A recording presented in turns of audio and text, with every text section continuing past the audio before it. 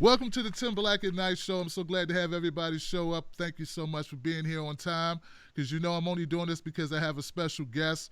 When I say doing this, I mean me being on time. I'm on time. I'm on time because of my guest. Someone I've been trying to get on the show for a while. She's such a busy person. Her name is Abby Martin. She's an investigative journalist. She's traveled the world, and she's come to share her experiences with us and what she's learned. Give it up for Abby Martin. Woo! I There like it that. is. I need sound effects. That's it, man.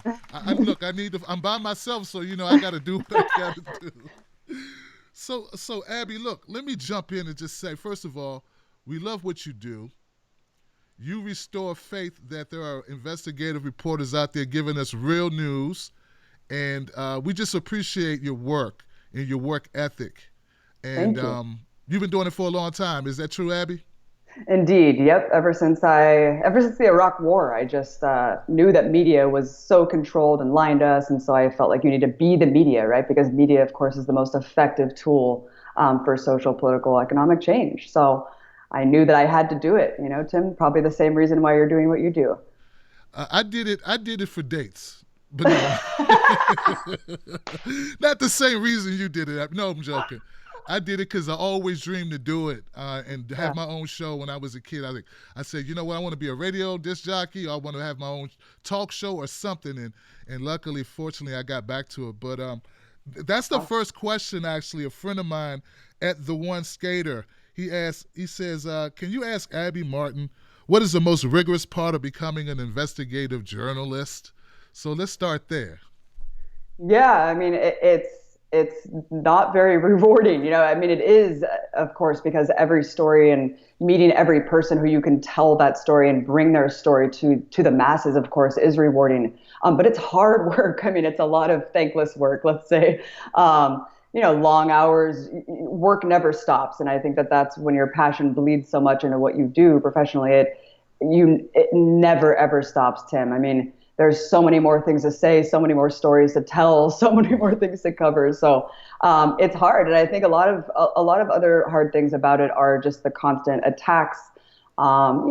People who don't like what you're saying, especially when you're an advocacy journalist like myself, and you put your opinions out and lay them bare. I think a lot of people get offended. They don't like that style of journalism. So it's tough in that respect if you're saying things that people don't like. You can Yeah. get attacked pretty viciously.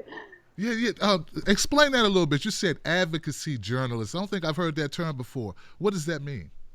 So starting off as an anti-war activist, and I feel like I don't like tiptoeing around objectivity. I feel like objectivity is BS. I don't know if we can swear on here, but I throw all those out the window. And I think that was one of the benefits of me not going to journalism school and having kind of this rigorous training of how to be a journalist. And you need to have, you need to say what Monsanto thinks before you can say what the farmers think. And I just have totally think that that's a farce. And I don't think that we need to hear from the empires lying about why they're doing what they do in order to call them out as liars and say, the people's perspective, the grassroots perspective, the marginalized and oppressed. That's what we haven't gotten from the victors writing history books this whole time. And so I feel like we need to turn back the clock and really retell these stories from the eyes of the people that were most affected, Tim. And so I feel like advocacy journalism is, again, such an important tool to lay bare what you really feel. There's no hiding behind the stories that I tell. Everyone is pretty clear where I stand on those issues. Take it or leave it, love it or hate it.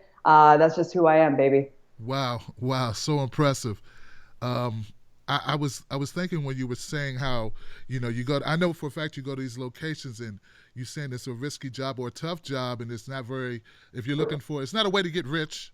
And Hmm. it may not be the best way to see the That's for world. sure. I don't know if you think it's a way. It's not a definitely you're not on tour when you go to these places. Is there a threat of physical harm when you do what you do? I mean, yeah, absolutely. When we were in the Amazon covering the Chevron case, we talked to people they think Chevron mercenaries actually killed their family members for speaking out against what they did to destroy the Amazon and leave millions of gallons of toxic sludge and oil water just lurking forever there. And then, of course, in Palestine on the ground, I mean, it is a total war zone, such an aggressive, in your face police state. I had rifles pointed in my face multiple times. I mean, you really, really see how brutal that really is, and kind of gives you insight maybe why more journalists don't go to report from the West Bank. They just like to go to Tel Aviv and Jerusalem. So, Just wait to get the cables back and let them tell us what's going on the yep, ground type of thing, huh? yep, Mm, mm, mm. exactly. I mean, and I was looking at No Dapple. I was looking at what was going on in North Dakota, and I was like, wow, one guy's show. I'm like, if I go, I won't be able to broadcast my shows and how I'm going to keep everything running. And of course, I thought about the element of the police being there and being out in cold weather and not having fortifications or whatever. But your thing is like a whole nother level. Like I didn't want to go to No Dapple because I didn't think I was prepared. How do you get prepared to go to like Israel or go to Palestine or to go to I don't know, all these places that you have listed here? Well, Tim, I mean, geez, didn't some woman almost lose her arm or leg in North Dakota? I mean, Give it up for dang, that. our militarized police are they're training with Israel, so you better believe that they're using the same tactics. Totally brutal militarized police force we have here. So it is absolutely insanely dangerous. Look at what happened to Scott Olson and that woman at No Double. So give yourself credit. It's definitely insanely dangerous too in the U.S. when it comes to our over-the-top police. But to prepare for Israel-Palestine, I think the biggest thing that I didn't know was how hard it is to get in. I mean, we were simply with some girl on the plane. We weren't even with her in the trip. She was some blonde girl from Florida, looked like some, high school cheerleader, and she was banned for life from entering the country simply because she had an Arab 101 language book in her bag. She was called an Arab sympathizer. So, I mean, this is in a country where Arabs live and speak. Kind of understanding, okay, we have to wipe our phones, wipe our computers. I mean, it was such an intense situation to even try to prepare to get in, of course, especially since I was already on Israel's radar multiple times by the government. And, so that was a little tricky, but we might be banned for life, unfortunately, Tim, because of what happened when we were there. They caught on to us being there. They banned us from Gaza, and hopefully we can get back in because, man, what a gorgeous, gorgeous country Palestine is. Wow. Well, Yeah. you said they banned you for you weren't sneaking guns in. What were you doing that they would ban you from being there? Yeah, you would imagine, one of the Yeah. worst human rights catastrophes in the goddamn world, which is Gaza. And we can't, American citizens that we're paying for their misery with our tax dollars, we could not even get in and report. Neither can Israeli citizens. They have this censorship apparatus on lockdown where you actually need to go through the Israeli military if you're an Israeli citizen to even get any sort of truth out about what's going on with the occupation.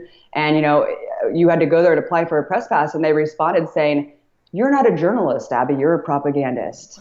So, if you're not 100% pro-Zionism, pro-Israel, then you are considered a propagandist in the eyes of Israel, and you could be banned. Wow, a Yeah, propagandist. yeah, yeah. For daring to see Palestinians as human beings, essentially. That's remarkable. Remarkable.